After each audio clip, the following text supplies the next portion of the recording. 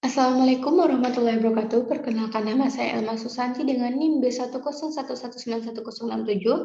Baiklah, saya akan menjelaskan sedikit materi tentang dualisme dalam pembangunan dan NSB dan Asia Timur.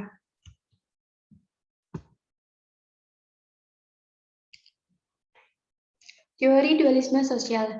J.H. Boyke tahun 1953, dualisme sosial adalah bentroknya sistem sosial yang diimpor dengan sistem asli yang jenisnya berbeda. Bentuknya yang paling sering ditemukan adalah di mana sistem kapitalisme berat yang diimpor melakukan penetrasi ke dalam masyarakat. Agrasis, prakapitalis, dan sistem sosial yang asli tetap dapat bertahan dan tidak dapat mengadopsi prinsip-prinsip kapitalistik dalam praktek. Ciri masyarakat kapitalis. Yang pertama, menomorsatukan kepentingan pribadi dalam perdagangan dan industri. Yang kedua, modal sebagai basis. Yang ketiga, keuntungan sebagai tujuan utama.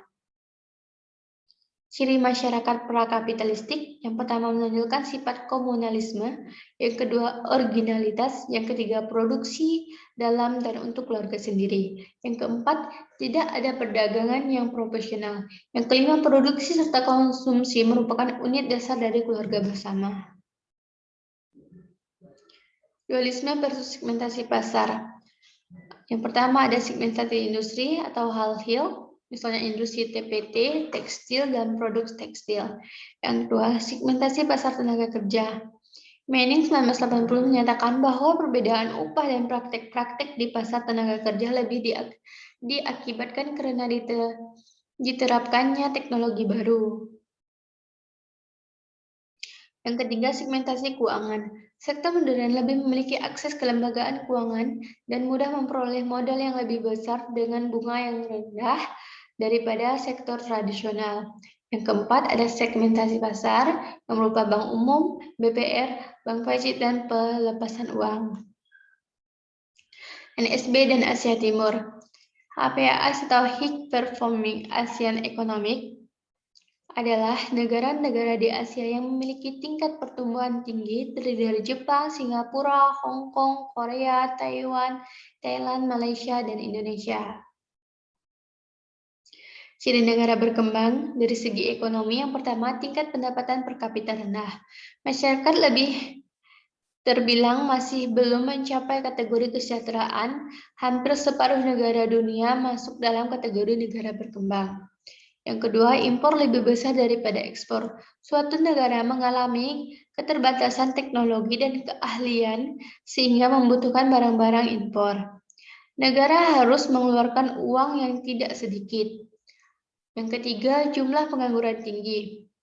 Negara tidak mampu menyediakan lapangan pekerjaan yang layak untuk menampung jumlah pengangguran yang terlampau banyak. Yang keempat, mengandalkan sektor primer. Mayoritas penduduk negara berkembang memiliki mata pencarian dengan memanfaatkan hasil alam seperti pertanian, nelayan, dan lainnya. Yang kelima, tingkat korupsi tinggi. Tingkat korupsi yang terdapat cukup tinggi sehingga berdampak buruk pada perkembangan negara. Ciri negara HPAS yang pertama, pertumbuhan ekonomi yang tinggi dan berkelanjutan, mengalami tingkat pertumbuhan ekspor yang tinggi dan mampu mempertahankan secara konsisten, serta meningkatkannya PDB per kapita dibanding negara lain. Yang kedua, turunnya ketimpangan pendapatan dan kemiskinan. Awalnya pertumbuhan ekonomi, distribusi pendapatan cenderung memburuk, namun selanjutnya distribusi pendapatan akan membaik atau semakin merata. Yang ketiga, sektor pertanian yang dinamis. Jadi sektor pertanian dinamis yaitu turunnya peranan sektor pertanian, tapi bukan berarti mengalami stagflasi atau kemunduran. Yang kelima, kenaikan ekspor. Terus transisi demografi. Yang keenam, tingkat investasi dan tabungan, pengembangan sumber daya alam manusia, dan tingkat produktivitasnya. Hal penting dalam pembangunan ekonomi NSB dan Asia atau Outward Looking Strategy. Yang pertama, prioritas pemerintah untuk mengembangkan ekonomi yang besar. Yang kedua, ekonomi dikelola dengan defisit anggaran yang kecil dan inflasi rendah. Yang ketiga, mempengaruhi faktor pasar.